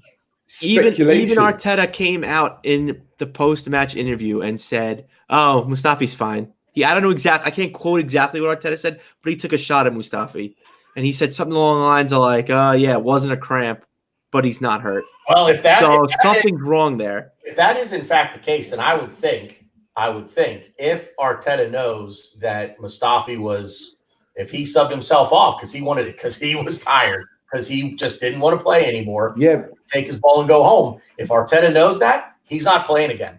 And he's done that. I know it's like, I know he's done it on Arteta, but he's done it before. And if not like this is new. Arteta knows that, and Arteta, I don't. Mustafi's a lot of things, but there's no way I buy that. He was, as you've said, Ryan. He was our man of the match until then. He had nothing to lose. He would not just come off for no reason. It's a pattern of behavior with him to not be available in high pressure situations, whether it be the high pressure situation that develops in game, or the game itself is just a high pressure situation. He has a history, a pattern of behavior. Yeah. He doesn't show up, literally does not show up. But the Chelsea game, Tanner, the Chelsea game breaks that. He got Luis sent off because of his foolery. Mhm. He could have subbed himself off there. That's why I'm Because he already made the disagreeing with mistake. Hey, He couldn't handle a simple basket pack. He already made Yeah, his but mistake. he's gonna come off. He still could have come off. Whether he made a mistake or not, he still could have done the same there, and he didn't. Why? At that point, it's not a high pressure situation. We're playing down a guy. Of We're course down it- 1-0. of We're course down it a is, guy. Of It's not course really it high is, pressure because he's situation got at that point. Xhaka next to him. He's got Xhaka next to him. He doesn't even have a second midfield. He's a second defender there. No, it is a pressure situation, right? That's the situation where you start to lose. It could It's be a rampant. situation where you have nothing to lose, so you just got to do what you got to do, and that's not what I'm saying. I'm saying when the game's on the line, you're in a tight game, and everything matters. He quits. This is a World Cup winner, Ryan. Don't stop. No, Stop. Hope. Don't. You're banging the drum too hard, Hopes. Give up in your head. No way. Trouble. I don't see where you guys are coming from, apart from pure Hope, you're getting delusion. troubled here. There's a pattern of behavior, but I'll say this: Hope. at the end of the day, none of us are there. None of us are there, and we don't know Exactly. for a fact what happened. That- So he Don't give him that out, But could he have tweaked a hamstring and said, no good. I gotta come off. It's possible. Then they would have kept him out Monday. If that was the case, No, he would not have been in the selection on Monday. Well, No. I No, would. you're the He would have voice been of on Monday. Right. We didn't need him. We don't need him against Portsmouth. What do we need him for? We're Right. not there, so we don't know for a fact. All we can do is speculate. But he didn't play. But there He is a didn't play. He was on the bench. Doesn't matter. He doesn't. Yeah, he should have been in selection. It doesn't matter. He was on the bench. He didn't play. Rohan, you're the voice of reason. Does Mustafi No, push the out? I think that this is some crazy conspiracy theory that Ryan's throwing out here, right? Like that Arteta said it in the he's press subbing conference. himself. It's not like I'm He's subbing himself off because, and he's played really well, but he thinks that this is my moment that I should come off. Otherwise, I'm gonna make a mistake. If he thinks that, he's gonna put a bullet through his head. his confidence is. If he doubts himself so much. He's Right. been through the ringer. Him and Xhaka with this club have been through the ringer. The threats he's gotten about his family, and I obviously don't want to bring anything into that, and that's terrible stuff. But like I think he came out with an interview. I don't know who he got interviewed with, but over the last couple of weeks, it got released. I think on Arsenal.com. Just talking about the mental health and just the stuff he's been through since being in the club, and because let's face it, our fans are the worst. I've said that in multiple platforms. They're the fucking What worst. happened with Xhaka as well, Ryan? Yeah, that's what I said. It happened with Xhaka too, and they kind of talked to Mustafi about in his kind of, I guess, comeback. I don't know what you want to call it, but just what he's done to kind of stay in the team and stay in London and the whole thing. And his confidence is already on a thread in that regard. So Rohan, That stuff Rohan. seems scripted. Rohan, if no, you're you can look at the interviews on Arsenal.com. I think I don't know who did it, but Rohan, if I'm Mustafi, and I know I've got a mistake in myself every third or fourth game, I know something's going to happen. Wouldn't you be tempted to sub yourself out? No, I don't think so. If my confidence is that bad, then I would make I would make up an excuse before the game itself. Not play in a knockout tie ever. But yeah, that's we were that's supposed to not. win that game. But, We weren't but supposed to be that's in extra time. exactly. He would have made himself unavailable for selection anyway. So I don't want to see. I don't love him. No, I don't rate him, but that's I not- don't want to have conspiracy theories of him trying to sub himself off and trying to pretend because he couldn't handle the pressure. I know that he feels that way, but he's trying, and he was there to see it through. And otherwise, he would have subbed himself off a lot earlier. Yeah, and in the presser, just so we've got this right, Mikel Arteta said, I'm quoting here, I don't know how bad it is. He said to me, I cannot play anymore. I'm not sure if it was a cramp or muscle injury. I'm sure there'll be a few more of those because players were exhausted. They played 4 times in 11 days and it was physically a very demanding game. So where, Ryan, as the manager, let him out to dry? As soon as Mustafi went down, he immediately signaled to the bench that he wants to come off. You're hurt and you're in a high-pressure situation. You're in extra time. Your Europa League life is at stake. You're at least going to go to the ground and have the physios look at you and determine what's going on. You don't immediately. But he knows best, right? No, if it's a hamstring, you don't. If it's a hamstring, you just come straight off. But you just said it. He didn't. Ryan, nobody knew what was wrong. Ryan, he's been a professional athlete for. Really wrong with you.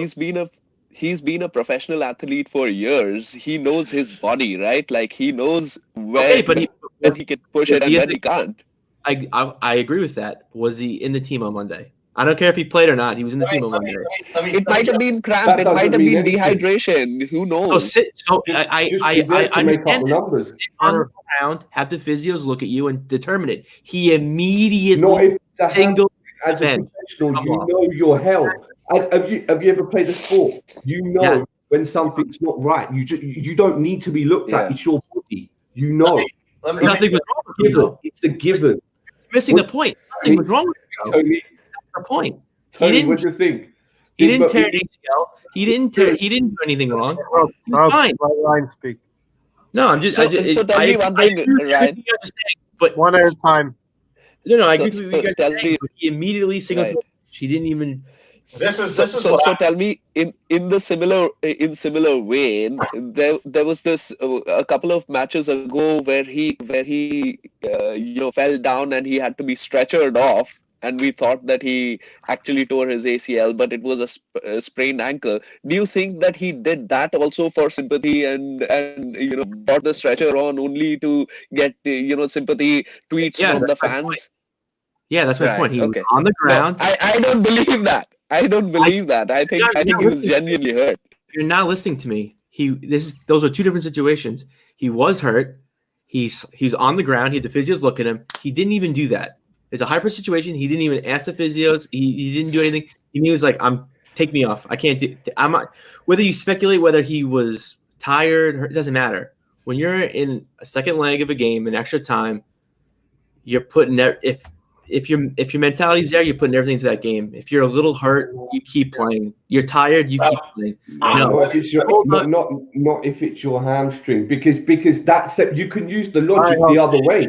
I didn't want to risk it because in case it got worse and someone just ran straight past me, I would have been able to chase them. So why didn't I come off the pitch sooner? It would have been. I agree with that. So then why wasn't his first thing to go, maybe I should have a professional look at it and see what they think before I immediately signal that I need to come off? Because nobody can tell you how you feel.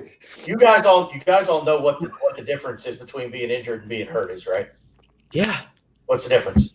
He has a hurt heart because he's a puss. No, what's the difference between being injured and being hurt? What? If you're hurt, you can still play. If you're injured, you can't. That's Now, that being said, I'm going to take both sides of this argument. I think that Mustafi tweaked his hamstring. I think he was hurt. That said, could he have played through it? Possibly. So I think it's a little bit of both. I think there was a slight injury to him, to the hamstring. But in that moment, he said, I'm too hurt. Now we can debate the heart all day long.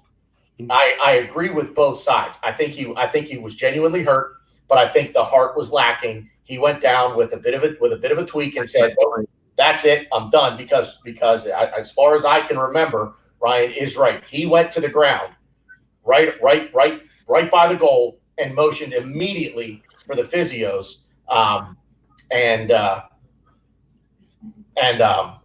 Not even. I agree with Ryan. Have the professionals come out. Maybe if you pulled a hamstring versus a cramp, they don't feel the same. And maybe it's my pride talking. I've been in situations like that. Maybe not in the Europa League, and obviously not on that level, but I've been in situations like that on the football pitch, and I'm not coming off that field. I've had similar situations. I've sprained my ankle. I've broken my heel.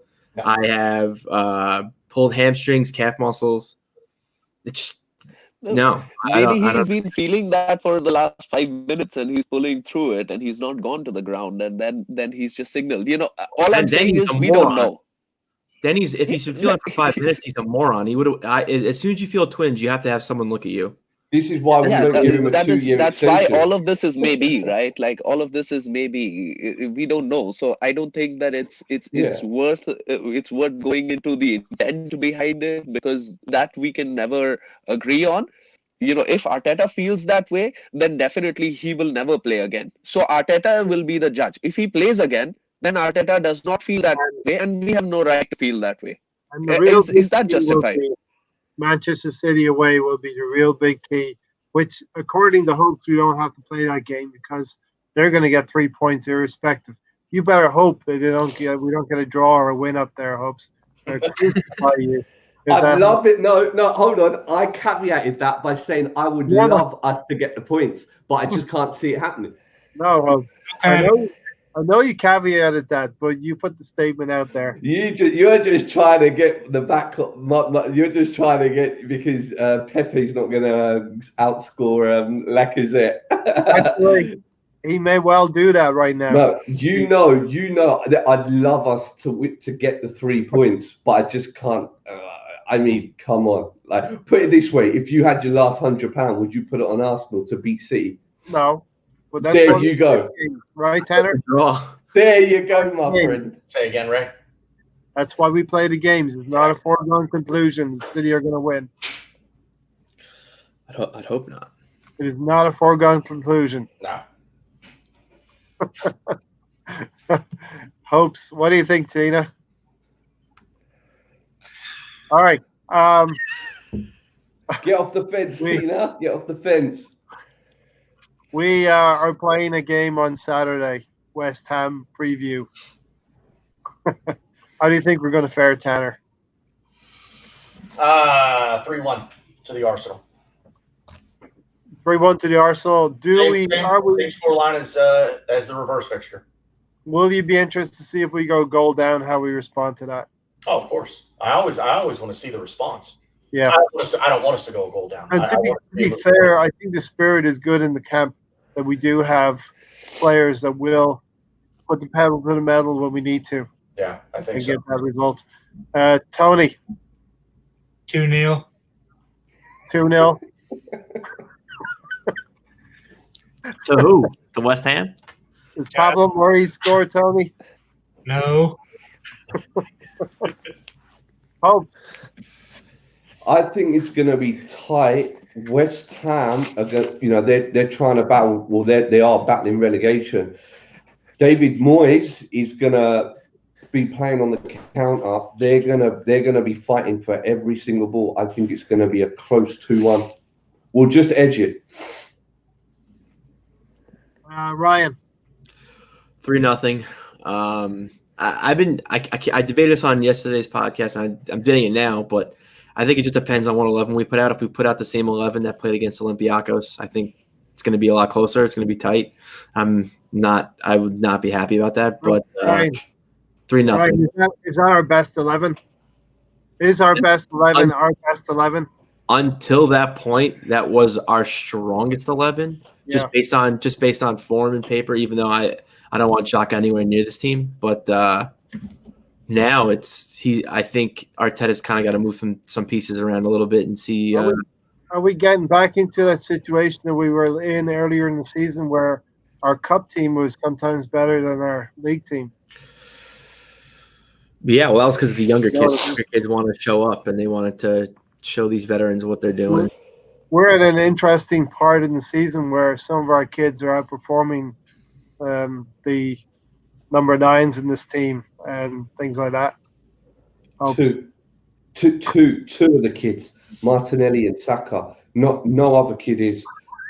No other kid is based just solely on. Isn't that plural? Isn't 2 of them plural? I'm so pissed off at that Portsmouth performance. It's unbelievable. Isn't 2 plural? Yep. Last time I checked. Fact checker. Rohan, you get the last word tonight. I think we're going to win it might be close. We've got to contain Antonio. We've got to contain, their physicality. Haller, But top if goal we get, scorer for them, non yeah, seven. Go we ahead. we we can we can we can we can beat them for sure. And I think it's going to be 3-1 to us. But we got to control the physicality. The game will be physical because again, it'll be about them trying to dominate us physically, but we have to show our quality. All right, one last question for everyone. I know Tanner's got to go soon, but should the board have a better plan for players we buy? The attack front four are uncomfortable playing together. We just haven't found the right balance yet, I believe, and I think we'll win 3-1 also. I think it comes down to tactics too, just because Ozil pushes to that right side and takes all of his guys that are marking him and then puts them on Pepe. And Passes. yeah, it's just I don't know what the hell they're doing there. And I think the players in the academy that we're bringing in, at least the younger guys, they're it's a lot of attackers. You got I can't pronounce half their names. You have John Jules out on loan. He just fractured his foot. Yay. But Balgun, yeah, he's going to be a player. Olyanenka, he's on loan. I don't even know where he is. We have a lot of young. And we've always had that. We've always had a lot of young attackers coming to the team. I'm excited. I'm not saying they're going to make the team. They're going to be there for us, but I think we should change up our whole strategy as far as recruiting defensemen and like players in the back because we have been struggling there for ages. And midfield too. I don't know about all of you, but watching a Portsmouth game, I got a little bit of a deja vu from the 1980s when we have some decent players coming through. We have some young players. I think the future's bright. I want to thank all of you for coming in. It was a great podcast, lots of great debate, and that's what it's all about. It's entertainment for the viewers. We get everything out in the open. We hash it out, and we go home as friends. Tony remains on the friends.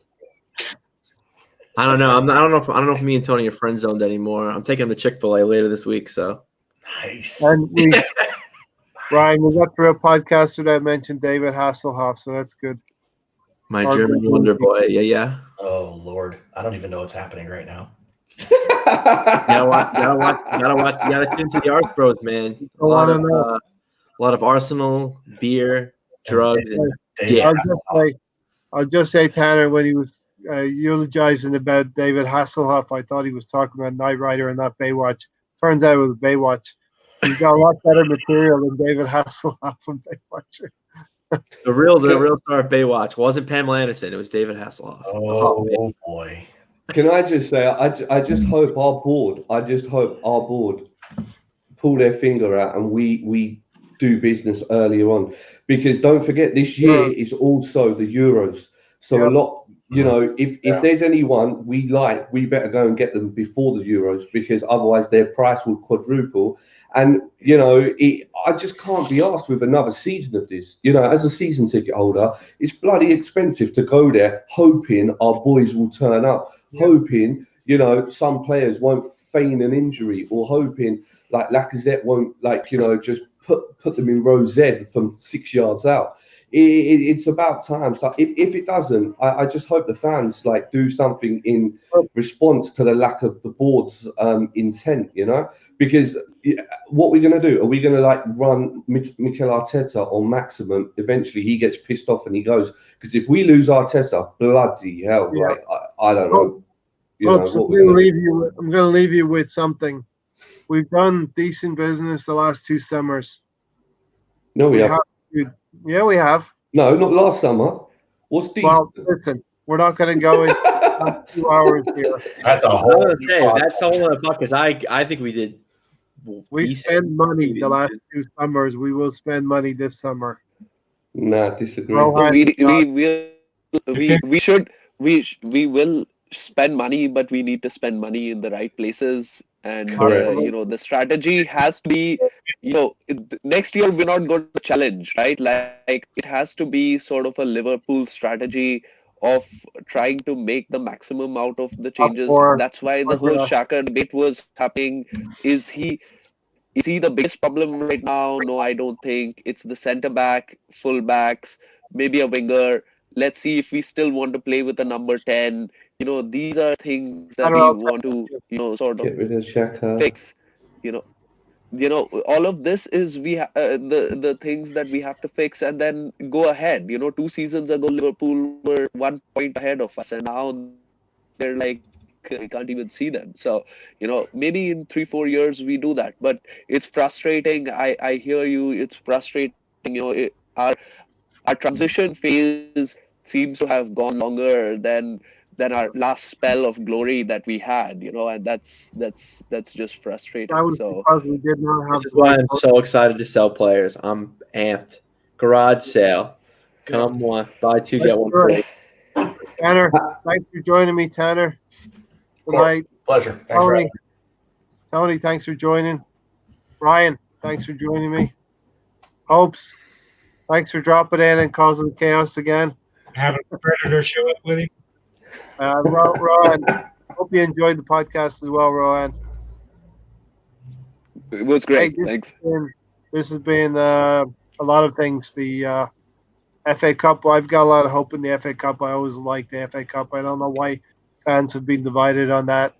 It's a trophy. Let's put it in the cabinet. There's some teams that don't have a cabinet to fill. They don't have, you know who I mean. those teams don't happen to have Excited. a stadium shaped like a toilet seat, do they? I'm excited for the FA Cup draw. I think if we take care of business, we'll get a step closer. We'll have a big game in the semi-final, not taking anything for granted there. And let's, for God's sake, go and get 3 points against West Ham. And Got to do it. Spurs is the only cup I'll be getting this year. Nice one. Let's get that 3 points at the weekend. There's a lot of difficult games for the other teams. We can make some steps forward. And I see Manchester City as a bonus. And it's not a foregone conclusion, Hopes. Until next time, come on, you Gooners, up the Arsenal. We're out of here. Up the Arsenal. Watching, everybody.